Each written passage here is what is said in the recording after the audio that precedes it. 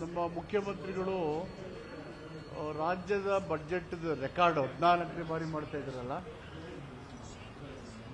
14ನೇ ಬಾರಿಗೆ ಬಜೆಟ್ ಮಂಡನೆ ಮಾಡ್ತಿದ್ದಾರೆ. ಅಂದಮೇಲೆ ಹಣಕಾಸು ನಿರ್ವಹಣೆ ಬಗ್ಗೆ ಅವರಿಗೆ ಆಳವಾದಂಥ ಜ್ಞಾನ ಇದೆ. ರಾಜ್ಯದ ಒಟ್ಟಾರೆ ಅಭಿವೃದ್ಧಿ, ಜನರ ಆಶೋತ್ತರಗಳಿಗೆ ಪೂರಕವಾಗಿ ಬಜೆಟ್ನ ಜನ ನಿರೀಕ್ಷೆ ಮಾಡ್ತಾ ಇದ್ದಾರೆ. 12 ಗಂಟೆಗೆ ಮಂಡನೆ ಆಗುತ್ತೆ. ಅಲ್ಲಾದಮೇಲೆ ಒಳಗಡೆ ಏನೇನಿದೆ ಅಂತ ನಿಮಗೆಲ್ಲ ಗೊತ್ತಾಗುತ್ತೆ. ನಮ್ಮ ಮುಖ್ಯಮಂತ್ರಿಗಳು ರಾಜ್ಯದ ಬಜೆಟ್ ರೆಕಾರ್ಡ್ 14ನೇ ಬಾರಿ ಮಾಡ್ತಾ ಇದ್ದಾರಲ್ಲ, 14ನೇ ಬಾರಿಗೆ ಬಜೆಟ್ ಮಂಡನೆ ಮಾಡ್ತಿದ್ದಾರೆ. ಅಂದಮೇಲೆ ಹಣಕಾಸು ನಿರ್ವಹಣೆ ಬಗ್ಗೆ ಅವರಿಗೆ ಆಳವಾದಂಥ ಜ್ಞಾನ ಇದೆ. ರಾಜ್ಯದ ಒಟ್ಟಾರೆ ಅಭಿವೃದ್ಧಿ, ಜನರ ಆಶೋತ್ತರಗಳಿಗೆ ಪೂರಕವಾಗಿ ಬಜೆಟ್ನ ಜನ ನಿರೀಕ್ಷೆ ಮಾಡ್ತಾ ಇದ್ದಾರೆ. 12 ಗಂಟೆಗೆ ಮಂಡನೆ ಆಗುತ್ತೆ. ಅಲ್ಲಾದಮೇಲೆ ಒಳಗಡೆ ಏನೇನಿದೆ ಅಂತ ನಿಮಗೆಲ್ಲ ಗೊತ್ತಾಗುತ್ತೆ. ನಮ್ಮ ಮುಖ್ಯಮಂತ್ರಿಗಳು ರಾಜ್ಯದ ಬಜೆಟ್ ರೆಕಾರ್ಡ್ 14ನೇ ಬಾರಿ ಮಾಡ್ತಾ ಇದ್ದಾರಲ್ಲ,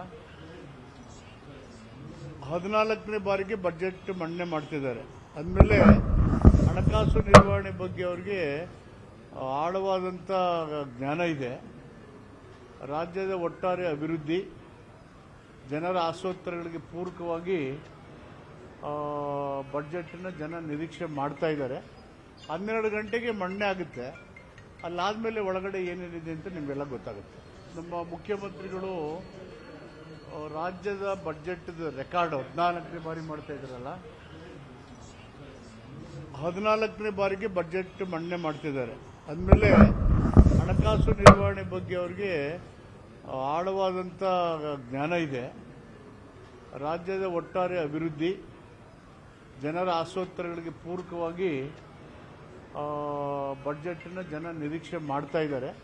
12 ಗಂಟೆಗೆ ಮಂಡನೆ ಆಗುತ್ತೆ. ಅಲ್ಲಾದಮೇಲೆ ಒಳಗಡೆ ಏನೇನಿದೆ ಅಂತ ನಿಮಗೆಲ್ಲ ಗೊತ್ತಾಗುತ್ತೆ. ನಮ್ಮ ಮುಖ್ಯಮಂತ್ರಿಗಳು ರಾಜ್ಯದ ಬಜೆಟ್ ರೆಕಾರ್ಡ್ 14ನೇ ಬಾರಿ ಮಾಡ್ತಾ ಇದ್ದಾರಲ್ಲ, 14ನೇ ಬಾರಿಗೆ ಬಜೆಟ್ ಮಂಡನೆ ಮಾಡ್ತಿದ್ದಾರೆ. ಅಂದಮೇಲೆ ಹಣಕಾಸು ನಿರ್ವಹಣೆ ಬಗ್ಗೆ ಅವರಿಗೆ ಆಳವಾದಂಥ ಜ್ಞಾನ ಇದೆ. ರಾಜ್ಯದ ಒಟ್ಟಾರೆ ಅಭಿವೃದ್ಧಿ, ಜನರ ಆಶೋತ್ತರಗಳಿಗೆ ಪೂರಕವಾಗಿ ಬಜೆಟ್ನ ಜನ ನಿರೀಕ್ಷೆ ಮಾಡ್ತಾ ಇದ್ದಾರೆ. 12 ಗಂಟೆಗೆ ಮಂಡನೆ ಆಗುತ್ತೆ. ಅಲ್ಲಾದಮೇಲೆ ಒಳಗಡೆ ಏನೇನಿದೆ ಅಂತ ನಿಮಗೆಲ್ಲ ಗೊತ್ತಾಗುತ್ತೆ. ನಮ್ಮ ಮುಖ್ಯಮಂತ್ರಿಗಳು ರಾಜ್ಯದ ಬಜೆಟ್ ರೆಕಾರ್ಡ್ 14ನೇ ಬಾರಿ ಮಾಡ್ತಾ ಇದ್ದಾರಲ್ಲ, 14ನೇ ಬಾರಿಗೆ ಬಜೆಟ್ ಮಂಡನೆ ಮಾಡ್ತಿದ್ದಾರೆ. ಅಂದಮೇಲೆ ಹಣಕಾಸು ನಿರ್ವಹಣೆ ಬಗ್ಗೆ ಅವರಿಗೆ ಆಳವಾದಂಥ ಜ್ಞಾನ ಇದೆ. ರಾಜ್ಯದ ಒಟ್ಟಾರೆ ಅಭಿವೃದ್ಧಿ, ಜನರ ಆಶೋತ್ತರಗಳಿಗೆ ಪೂರಕವಾಗಿ ಬಜೆಟ್ನ ಜನ ನಿರೀಕ್ಷೆ ಮಾಡ್ತಾ ಇದ್ದಾರೆ. 12 ಗಂಟೆಗೆ ಮಂಡನೆ ಆಗುತ್ತೆ. ಅಲ್ಲಾದಮೇಲೆ ಒಳಗಡೆ ಏನೇನಿದೆ ಅಂತ ನಿಮಗೆಲ್ಲ ಗೊತ್ತಾಗುತ್ತೆ.